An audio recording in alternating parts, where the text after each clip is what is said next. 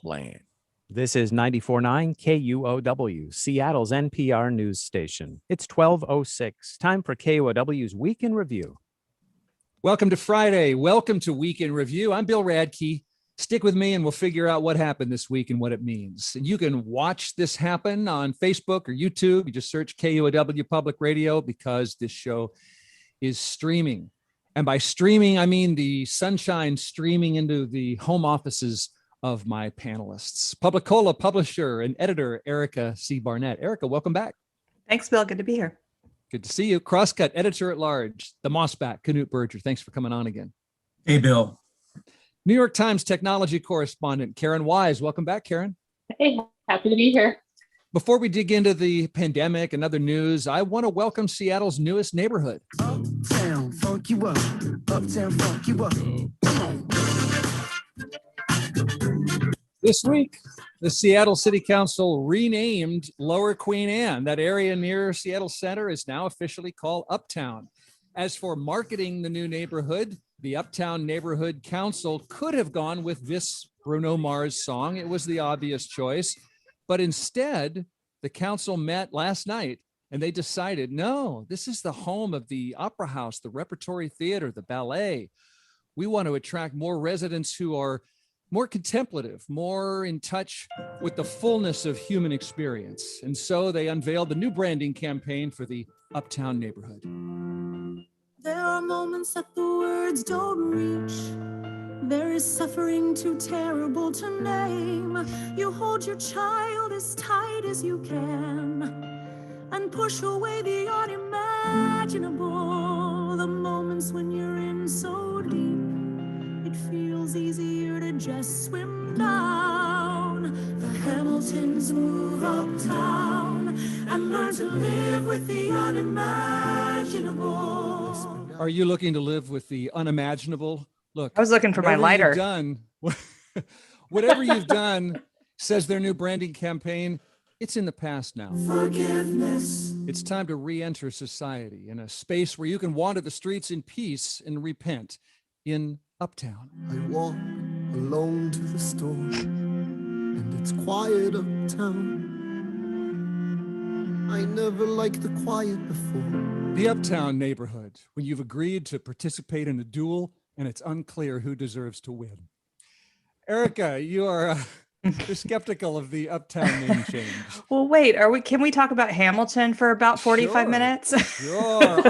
You know what? I was editing that and I was still crying just listening in my with my headphones on. Oh my God. I wouldn't say, I mean, I'm not skeptical. I'm skeptical that, sort of neighborhood rebranding efforts from above always work. And I went back and, the first really good example I could think of was West Edge, which, I don't know if any of you guys know what West Edge is. Smiling and nodding. Yeah, I happened to work in the neighborhood when they were trying to rebrand downtown, a part of downtown that's near the waterfront as West Edge. And, look, no one calls it West Edge. We haven't managed to get people to stop calling it Pike's Place Market, even when they've lived here for 20 years. Mm. So I think unless it's organic, it rarely works. But Knute, you're wearing a Kingdom t-shirt, which was actually one of my other examples, which is Soto, which originally meant south of the Dome because of the Kingdom. And now I think colloquially and to everybody who hasn't lived here for more than 20 years, it means south of downtown. So sometimes it just happens organically. Who was asking for this? Who was like, oh no, Lower Queen Anne is such a terrible thing? I think it was the Uptown Alliance, and they've been around for a really long time. So, I mean, it's not, I would say this is a disputed zone in Seattle in terms of what the name is. I use both interchangeably. Yeah, Knute, you're a historian of these kinds of things. This isn't a new impulse. Yeah, well, I immediately thought of the West Edge as well. I worked there during the Paul Shell rebranding of what used to be called the Commission District at one time and part of Skid Road. I think there's still one lonely West Edge sign down there on part of one building. So I mean, when these things happen, they're almost always driven by real estate developers who want to increase the value of the development of their neighborhood. And Lower Queen Anne sounds like, some kind of second-rate neighborhood. Uptown sounds, has all that aspirational bounce in the step. Listen to the up versus down versus lower bias built in there. Although I did a quick search and found that there's a neighborhood in St. Paul called Lower Town, and it's on somebody's realty track, or somebody named it one of the hippest, hottest zip codes. So some people embrace the lower, and some people do not. I mean, it's a little surprising. I wonder how Bill and Melinda feel waking up and finding out they've been moved. They moved uptown. They moved uptown. And our KCTS Crosscut offices are now in Uptown. We moved without even trying. It'll be, it's interesting that the city is taking such an official position on it. This isn't kind of just realtors trying to upgrade their properties. My favorite example of that was a development in Judkins Park in the central area that the developer called West Leschi.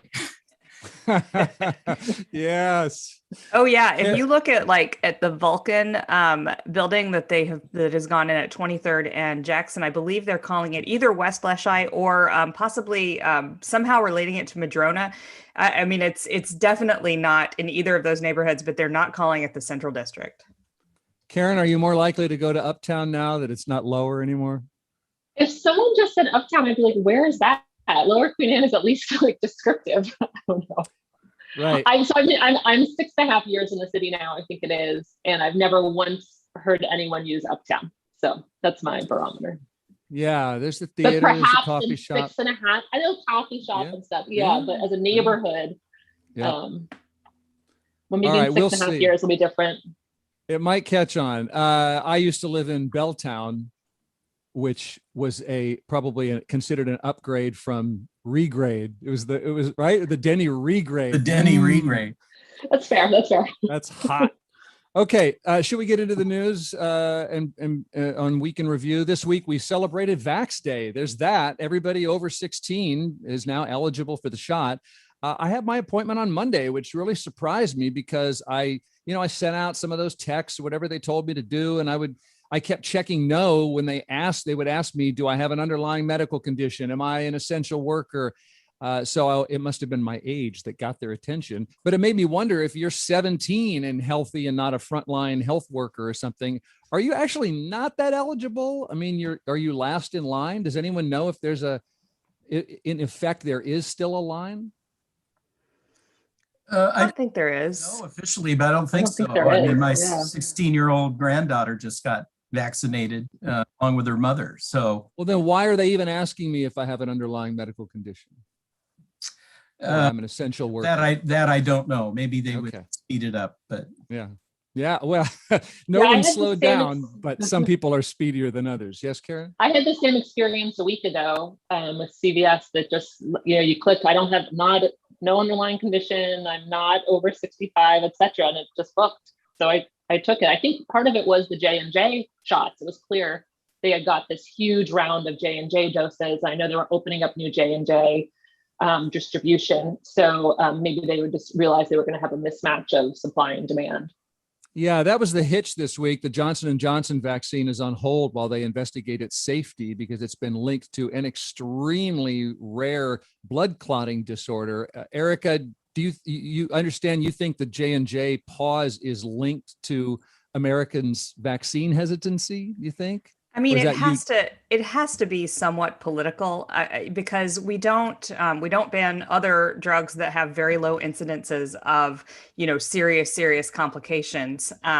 So, I mean, if you look at any drug you happen to be taking and the side effects, always include all your hair will fall out or, you'll have a blood clot in your heart. I mean, right. There's all kinds of side effects from medications that are rare. Hormonal birth control, as a lot of people have pointed out, also causes blood clots in 1 in 1,000 people. Now it's a different kind of blood clot, but in any case, I think that there's a lot of vaccine hesitancy, particularly we read this week among Republicans, particularly among Republican men. Hi, Dad. And any new excuse to not get the vaccine, I think will be, people will leap on that. So I think this was a better safe than, another million people not getting the vaccine kind of situation. I think they have to make a calculation, which is if we don't look at it and people hear about these clotting issues, is that going to deter people from getting the vaccine more than kind of hitting the brake quickly, looking at it, deciding it's not a problem and moving on? There's a lot of vaccine hesitancy out there. I mean, I have had a number of people that I've talked to have said, yeah, I'm not sure I'm going to get it, and, and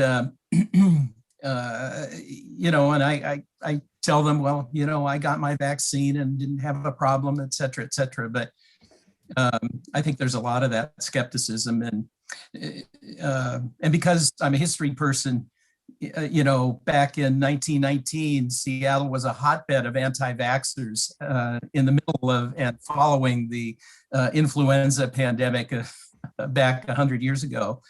And the head of the Seattle Health Department he blamed it on Christian Scientists and other kind of crackpots that Seattle was full of. Mm.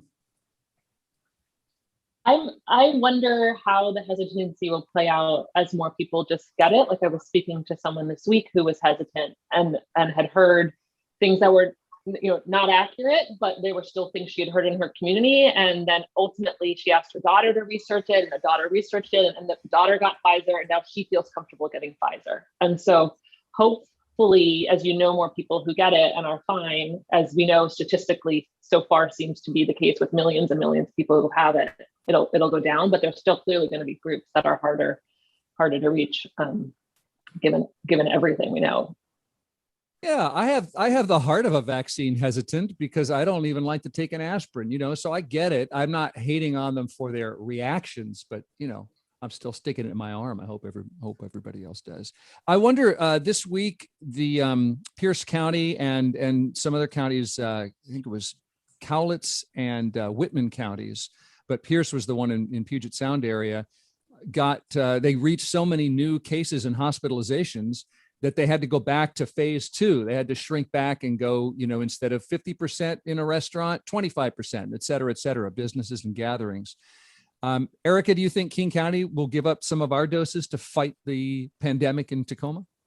I certainly hope not. I mean, these rules around what the different phases have been, were pretty well publicized. They're simple, they're well known. And so, if I understand correctly, Pierce County is sort of insisting that they should get extra vaccine because they have, they feel they haven't gotten enough, but also they have this reoccurrence. And it's a follow the rules thing. I mean, we've been in this for a year. Wear a mask. Don't gather in groups. I think it is, it is beyond even considering for me to go to a restaurant and sit inside, period.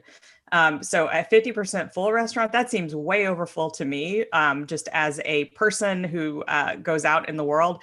And I'm partly vaccinated at this point. So, I think when you set rules and parameters and people don't follow them, there are very predictable results. And we know what happens with this pandemic. It's been going on a year. So hopefully their incidences will go down again and everybody will get vaccinated. But I don't think they should get to jump the line. I think there's such a pent up demand for normalcy, whatever that is, that people who are vaccinated are being able to socialize with family and do other things that they haven't been able to do for a while. There are a lot of people who just have never been compliant, never will be compliant, who equate wearing a mask with having their freedom taken away.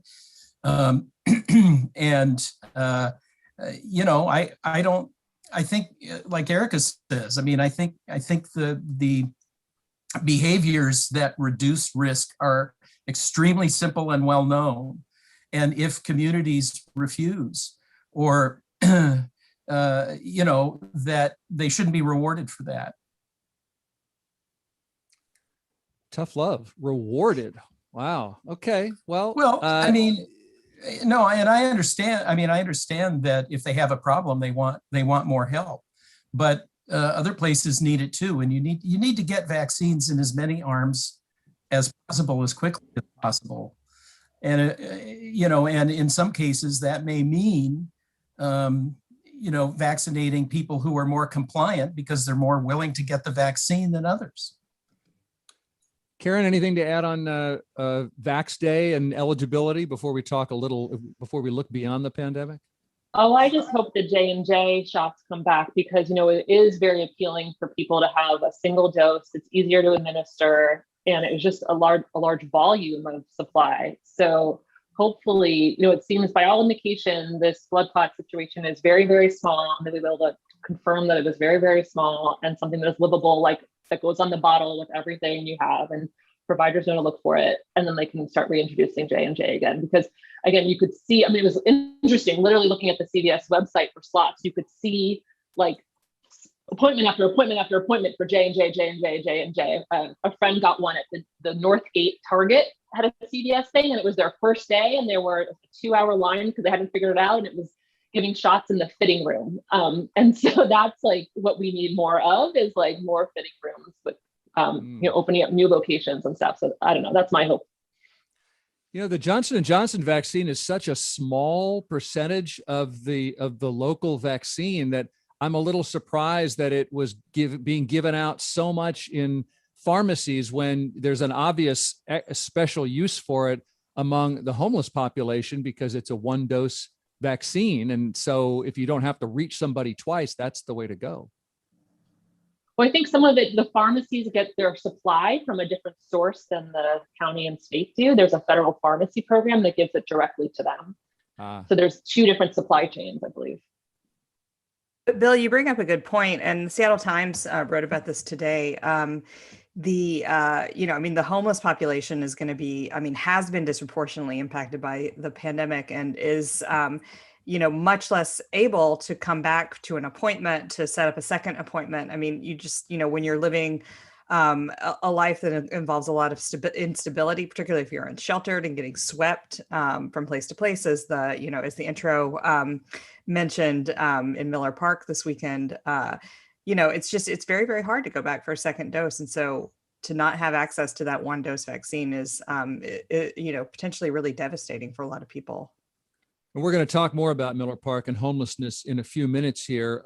Just before we leave the current pandemic state, we're talking about Pierce County and a couple in Eastern Washington, but King County is right at the edge of being in the same boat. We could well go back to phase 2.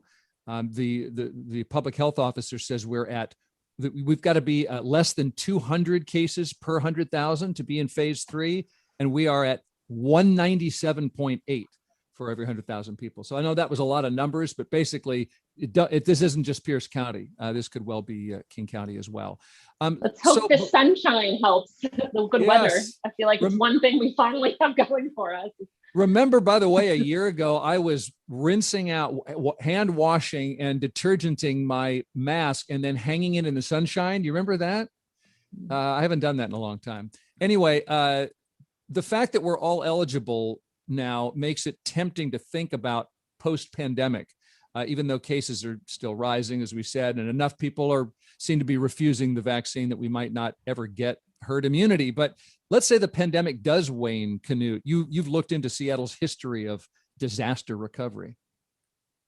Yeah, I think a lot of people want some sense of what's next, and not that we're ready to leap into it, but as things get better, people want to plan for the future. What is downtown going to be like? What is work going to be like? What is transportation going to be like?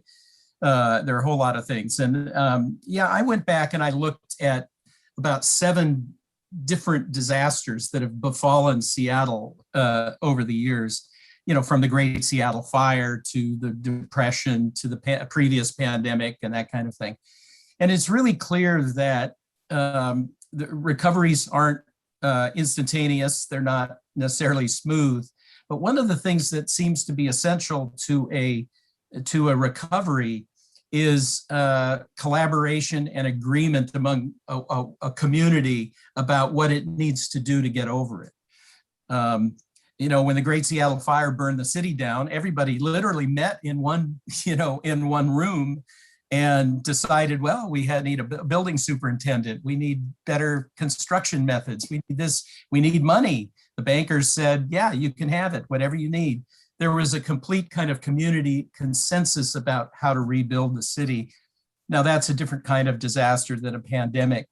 I think Seattle's recovery from 1918 and the World War I period was, we did not recover for a long time. We went into economic stagnation through the 1920s, resulting in the Great Depression. And it really wasn't until the New Deal came along that promised a massive nationwide top to bottom recovery program, infrastructure, social security, welfare, all kinds of things to sort of rebuild society so it could get out of the dumps.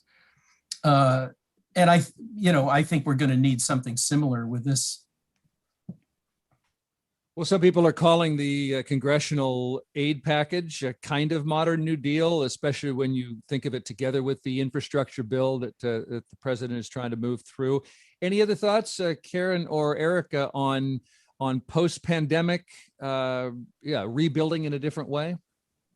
My husband's a reporter at Bloomberg here in Seattle, Noah Buhire, and he did a story recently looking at new business formation, particularly in Capitol Hill, and he found a tremendous amount of new business formation, and that and I think you can see it. I see it in my neighborhood, on our streets as well. You know, people building new things from the ground up. So I think there are these like green shoots, if you will, and all the pessimism. There's a lot of infrastructure and investment going in right now, and so hopefully they'll all connect. But the federal package is very big. It's a lot of money for a lot of different things. So it is, it's going to have I think a big effect.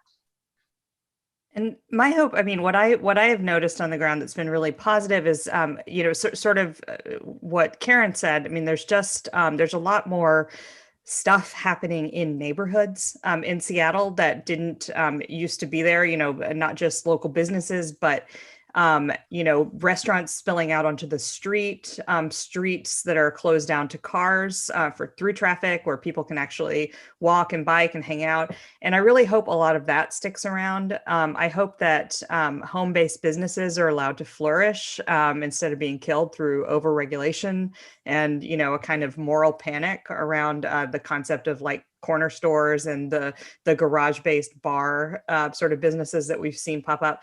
And I also hope that, as we have redefined service workers as essential workers, for those who aren't service workers, I hope that they will continue to treat service workers well and treat them as essential.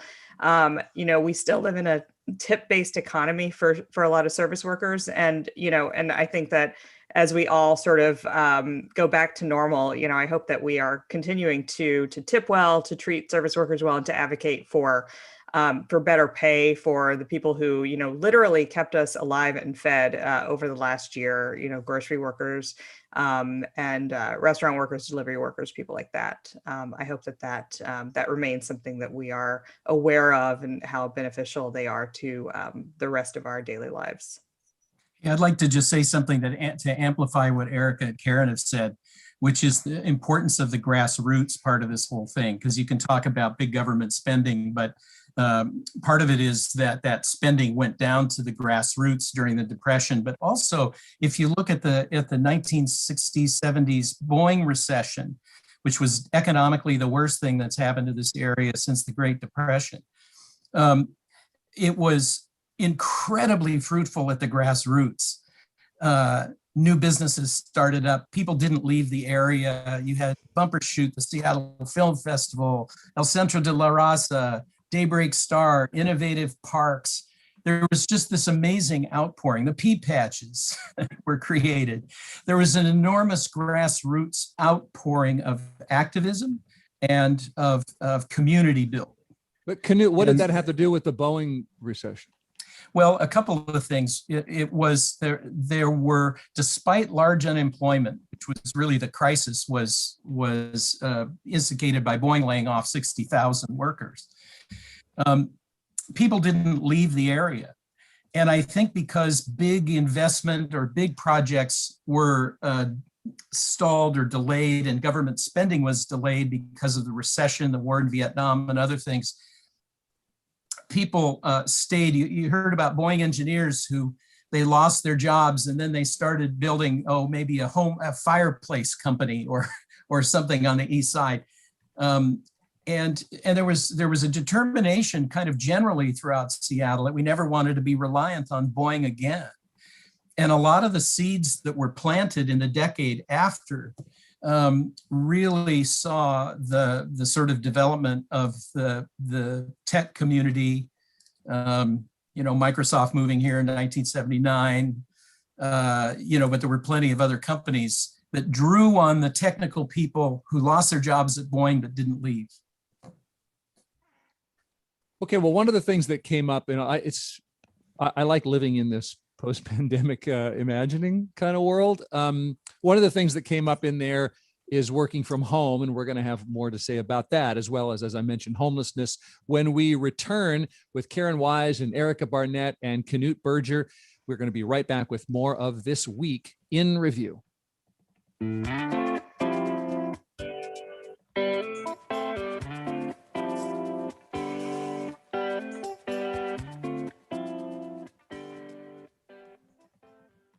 I'm James Kamarasamy, host of BBC NewsHour. Coming up today, the Brazilian babies dying of COVID-19. Opponents of Myanmar's military junta hatch plans for a government of national unity. And we hear from the Hong Kong pro-democracy media tycoon who's been sentenced to prison. That's BBC NewsHour. It begins this afternoon at 1 o'clock on 94.9 KUOW, Seattle's NPR news station. Support for KUOW comes from United Way of King County, presenting Eat, Drink, and Be Generous, a virtual event series featuring wine tasting and apps in May with Shay Frechette and Donna Maudie on May 8th. More at uwkc.org/Be Generous. 68 degrees and sunny in Seattle. It's 12:34, and this is KUOW's Week in Review. The sunshine interacting with the moss on the back of Knute Berger, the Crosscut editor-at-large. Karen Weise reports on technology from Seattle for the New York Times, and Erica Barnett publishes and edits at Publicola. I'm just the host, Bill Radke. Let's continue with the Week in Review now. Most of the people living in a homeless encampment on East Capitol Hill near Meany Middle School have been cleared out ahead of this morning's deadline. Meany Middle School students returned to the classroom Monday. People camping at Miller Park were told on Wednesday they had until 9 this morning to pack up their belongings. The mayor's office says most of them have now been referred to shelters with only a handful of people staying behind. KUOW reporter Casey Martin recorded interviews this morning at the Miller Playfield tent encampment. Here is Eddie Vallejo talking about what it's been like living in the park. I watched some of the old news clips and like the soccer moms and stuff that were, going crazy because we were out here and the kids playing soccer. We didn't know about that. No one told us, and I seen the news clip, and yeah, it would have been nice to know. Maybe we could have done something more about it, but I did a lot of the cleanups around here. I tried to pick up a lot of the stuff that was around here. It was hard to keep on it because you get new people in and stuff. So it had its good moments for the people that were in need. Casey Martin also talked with people who live nearby across the street from the park. This is Ari Laurel, who, along with her partner, has been bringing coffee to the campers and also helped them move out. We've been living here for several years, and so we've seen the encampment kind of grow over the course of COVID. And to me, it makes sense that that should be happening because the city isn't actually extending nearly enough resources that people actually need. And so we've also seen kind of the cropping up of a lot of mutual aid groups that are seeking to meet the needs to the best of their ability of the people here. and in other encampments elsewhere. And yeah, we just really support those efforts. And, we have friends who are involved in that kind of work. And so we wanted to support them. Erica, a couple of Seattle school board members asked the city not to move these campers out. What did Meany Middle School parents say about it? Do you know?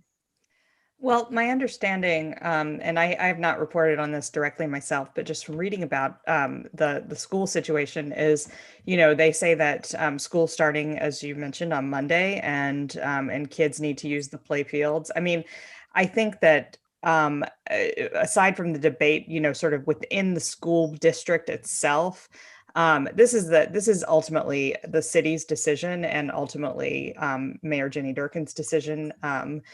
To remove these encampments at playfields near schools. And, I think that's kind of the lowest hanging fruit, is to say this endangers the children. There's 2 more encampments that are scheduled to be removed, one at the university playground and one at the Gilman playground up in Ballard over the next couple of weeks, and possibly more. Those are the ones I know about. And so, saying that it's dangerous to children to have homeless people existing in their presence is a really easy sell, I think, for going back to the old days when the city was routinely sweeping encampments on justifications ranging from it'll hurt the children to have homeless people there to we can't have any kind of encampment in any park because it's an obstruction of the use of the park. And I think that's where we're potentially headed, is back to the old days when just being in a park was enough to get swept. Well, there are also the issue of people being, there's so many different kinds of encampments. There's parks, there's sidewalks. We've heard about people we've interviewed people forced into the street, having to go around tents, including people in wheelchairs or people who can't see. There are people with tents in front of their businesses. Do you think that the city is even with all of the units, the motel rooms, the hotel rooms, the tiny house villages, all that, Erica, are you saying this is going to be city policy that's indistinguishable from pre-pandemic? Well, I mean, you say all of these units, but the city has opened up around 200 hotel rooms. And people from this particular encampment did go to the Executive Pacific downtown hotel. But there's simply, there's simply not enough, and B, people who don't meet the criteria for those rooms, who aren't, especially vulnerable to COVID, are not going to go in. The King's Inn, which is for Native American people experiencing homelessness, is full. Tiny house villages are full. There's thousands and thousands of people living completely unsheltered right now on Seattle streets, and there are not thousands and thousands of available rooms. I saw that Mayor Durkin made a comment to one of the local publications, it might have been the Seattle Times, that that sort of expressed irritation that people aren't willing to accept shelter at places like the Navigation Center. Well, one of the lessons of the pandemic has been that people do a lot better in their own rooms in places like hotels than they do in congregate settings, which is what the Navigation Center is, which is what some of these shelters that they're sending people to are. And we should not be irritated or surprised at this point that people don't want to live on a bunk in a congregate shelter, even if they can have a locker to store their stuff. And people have free will. And, even if you move somebody into a shelter for a night, they don't have to stay there. And, I think it's time to start maybe listening to the reasons people give for not wanting to stay in these places, and give a little more grace and just kind of acknowledge reality, which is that we just don't have enough places for folks to go. Well, there might be an initiative on people's Seattle ballots that is aimed at homelessness and tents and drug treatment and mental health treatment. Anyone want to start us off with the gist of what that ballot initiative would do if it gets to voters? I can quickly just run down what the latest proposal is, and they actually submitted a new version this morning. I didn't know that. Yeah, it has one substantive change. basically what it would do is require the city to spend 12% of its general fund budget on a new human services fund that would go towards, among other things, providing shelter and services for people who are homeless. It would not provide any new funding for this. It would also require the city within 1 year to provide 2,000 new units of emergency or permanent housing, which just practically speaking will probably mean shelter. And it's unclear what the enforcement mechanism will be if that doesn't happen. And then it also says that as the city goes through this process, encampments shall be, or parks and public spaces shall be kept open and clear of encampments. So, and the substantive changes that the initiative now sunsets. It was going to last in perpetuity, but the new proposal has it sunsetting and ending in, I believe, the end of 2027. I have a question for Erica about it. Just is the fact that so many prominent people in the business community or prominent companies are supporting this, is that a good sign or a bad sign? Or I mean, I think it's kind of as you would expect. I mean, it's a lot of not just people in the business community, but downtown businesses, downtown developers, downtown property managers, restaurant groups. And so I would call it kind of a usual suspects type of initiative. It's the same folks that supported the People for Seattle initiative that was also put forward by, or sorry, People for Seattle PAC that was also sponsored by or started by former Councilmember Tim Burgess, who started this Compassion Seattle effort for this charter amendment. So, you know, as I've said before, this is being presented as kind of an unlikely alliance because there are some homeless housing and service providers who are supporting it, but the people who are funding it and the people who are mostly supporting it are the same kind of folks who always support things like this. All right, well, this is a certain kind of ballot initiative. It would be a charter amendment, which we will get into more as this, if, you know, assuming this gets the signatures and seems headed toward the Seattle ballot. We are going to continue in a way talking about pandemic changes because we're going to discuss Amazon's, to some people, surprising stance toward working from home and more when we return on the Week in Review.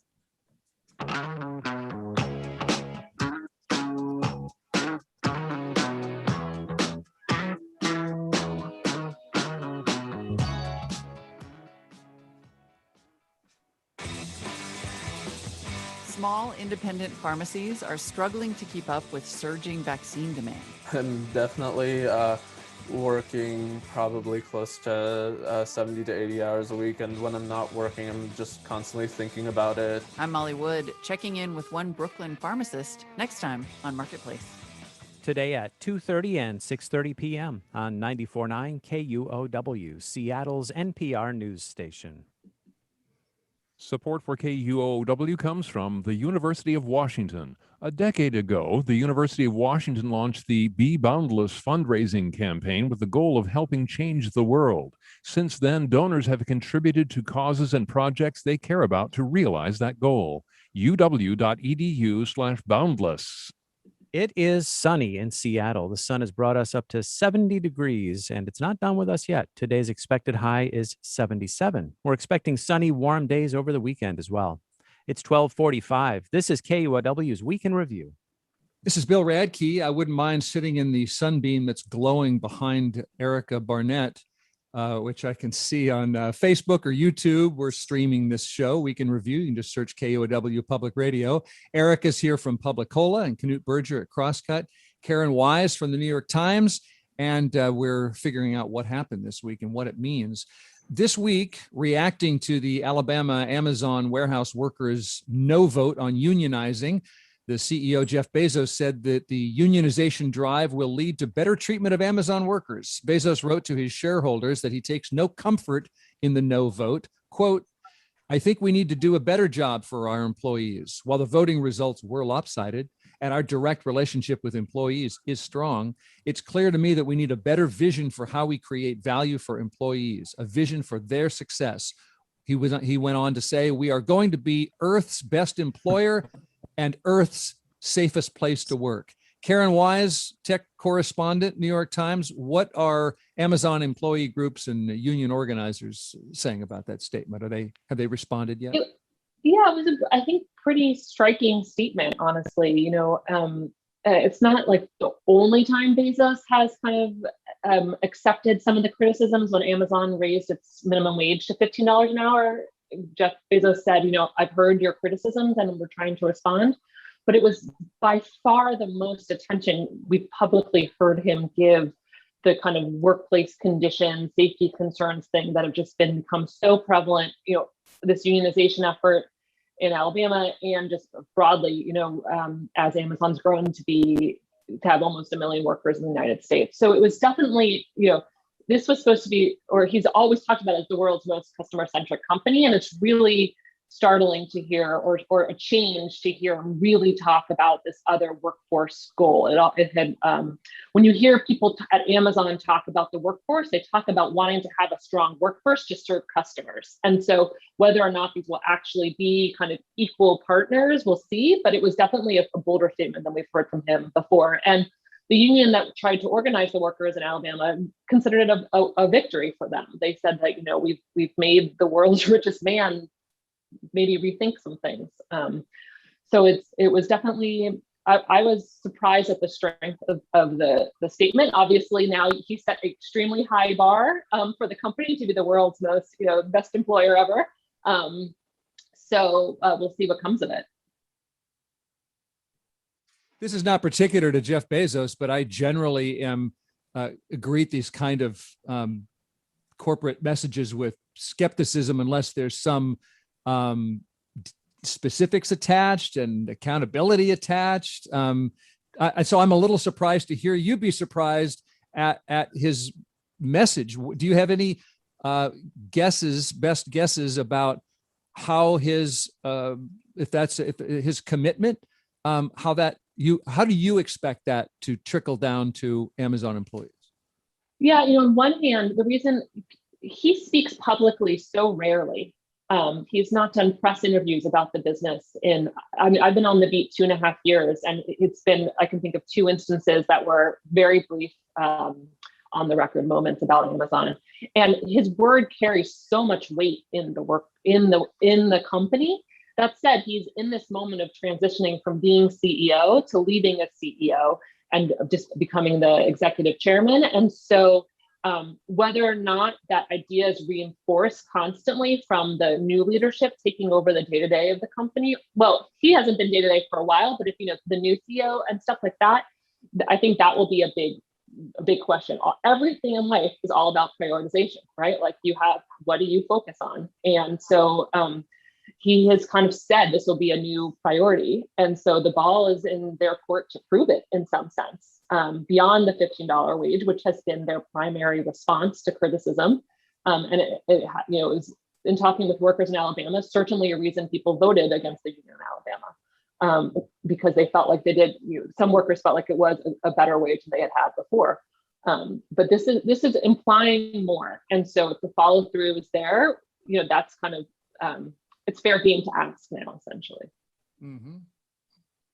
Well, Karen, I've also been wanting to ask you, I'm interested what Knute and Erica have to say. This was now a week before last, maybe, that Amazon said that it wants corporate employees to come back into the office, which I would think is great news for South Lake Union shops and restaurants, not great news for other downtown commuters. Whereas Microsoft seems to be giving workers much more of a work from home option. And I thought of you, I wanted to ask you why you think that difference is. Honestly, I think it surprised a lot of Amazon employees. I mean, I definitely know Amazon employees who are excited to get back to work. They're cooped up in their apartments, and people like seeing colleagues. It's not that, but there are also plenty who thought there would be a little more focus on flexibility, not necessarily like I'm going to move to Boise or whatever, but like 2 days a week, work from home or whatever, which is sort of what you heard more from Microsoft. The other thing is Microsoft, is really focused on the East Side, and there are a lot of people commuting from Seattle to the East Side. And so flexibility to not do that bridge commute is really valuable, particularly for people who have, young kids. I've talked to a lot of people about like the stress of getting home for bedtime. So I think that is pretty high value. And whereas Amazon is kind of spreading across the region now. And so you can work for the company and potentially not do that big commute, but a lot of people were frankly disappointed by it. This is like kind of in weird Amazon lingo, like they say it's a day two mentality, that it's not innovative to be so office centric or to not be listening enough to what employees wanted, which again, I'm not saying this is like move out of town, but a lot of people were looking at the ability to kind of work from home, a couple of days a week sort of thing, or schedule shift or whatever it may be. Well, I think, you bring up a good point about the sort of flexibility and being there when your kids, get off school and things like that. I mean, one of the criticisms of Amazon's sort of corporate culture has been that it is, well, first of all, it is not very diverse, particularly gender diverse, and particularly in the top jobs.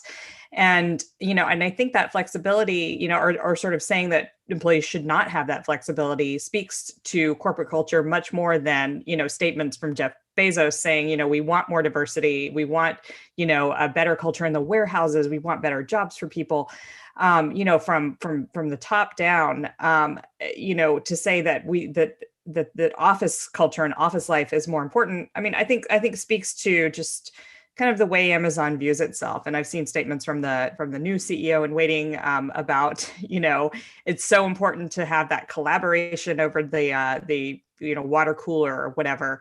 And that does feel to me like very 1990s kind of thinking. I have worked in offices before, and I've worked at home, and I've worked at home for a very long time now.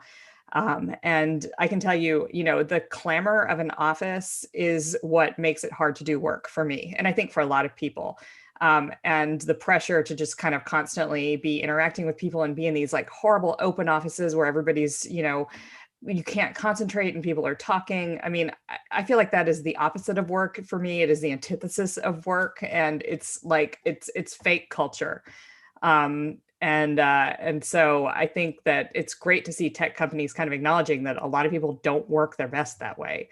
And I've been in Amazon's offices, and I mean, it is like, sensory overload.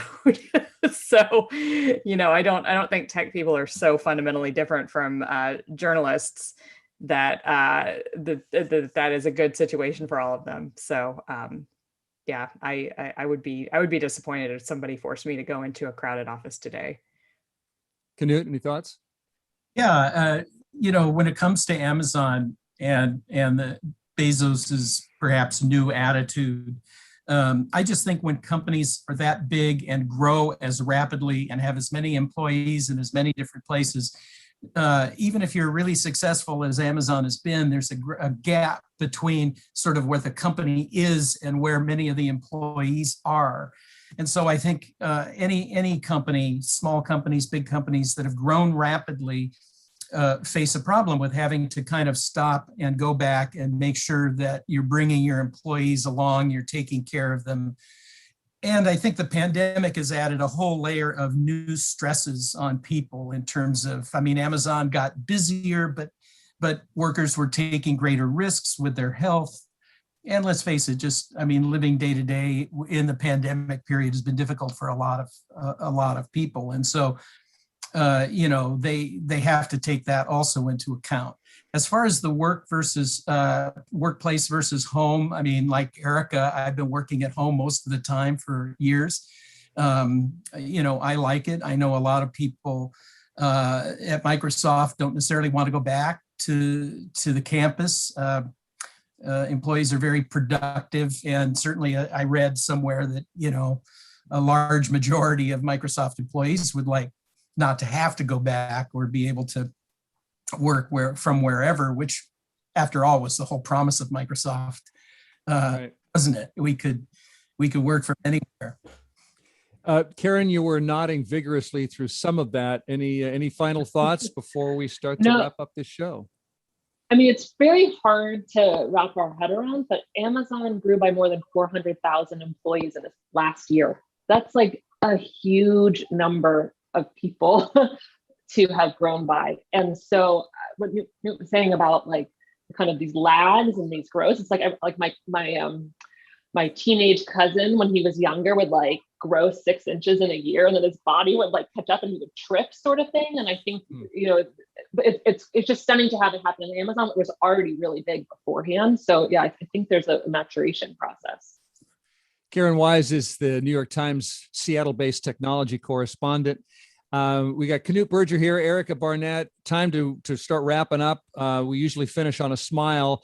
I would rather my kids be paying attention to their computers today in remote school, but I'm smiling at the fact that they came in right before the show to show me the packing list they made for our first camping trip of the year tomorrow, because it's going to be warm, y'all. Any other smiles? Well, I got my scooter back in working order, which is making me smile because that always means the beginning of summer. And I'm really smiling / crying / just relieved that I'm getting my second vaccine shot in a couple of weeks. We had this hypothesis in our family that, you know, when there was like a rush on kayaks last summer, that there would be a whole glut of them on Craigslist this year. And it appears to be true. And so with all luck, if Craigslist serves us well later today, we will be kayak owners soon at 50% off the list price from a year ago from someone who said it had been in their garage and they had not used it once. So nicely done. Pandemic regrets. Thank you. We'll see. Savvy pandemic shopping. Yes, Knute. Oh, I was just going to say I smiled this week because there are a bunch of local Northwest history nerds that I follow on Twitter. And one of them posted a map from the 19th century showing that on this particular map, it showed the San Juan Islands being named the Aru Islands. And so this set up a little kind of, you know, Twitter crowd researching, trying to figure out, because none of us, including people really knowledgeable in Northwest history, had never heard of the Aru Islands in the Pacific Northwest. So we got 1 minute. What's Aru?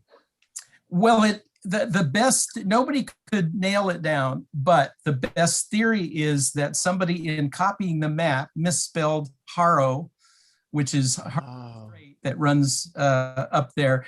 Yeah. Someone had miswritten that as Aru, and it got published. But I just love the fact that there are all these nerdy Northwest history guys and gals who could run to the bookshelf and fill in parts of the puzzle. Nice Sherlocking, Harrow Strait. That makes sense. Okay, we're out of time. Our panelists are, again, that was Knute Berger, Crosscut's editor-at-large. And we've got Publicola's publisher and editor, Erica Barnett. Karen Weise, New York Times tech reporter based here in Seattle. Love to see you, even if it's virtually. Thanks for doing the show, everybody. Thank you, Bill. Thanks. Have a good sunny weekend. Yeah. Enjoy the warmth. This show is produced by Sarah Leibovitz and Shiraz Sadiq. And we got social media and live streaming support from Juan Pablo Chiquiza and Tio Popescu. Bill Radke here. Thanks a lot for listening. Enjoy the weekend, whatever it means for you, and we'll see you next week.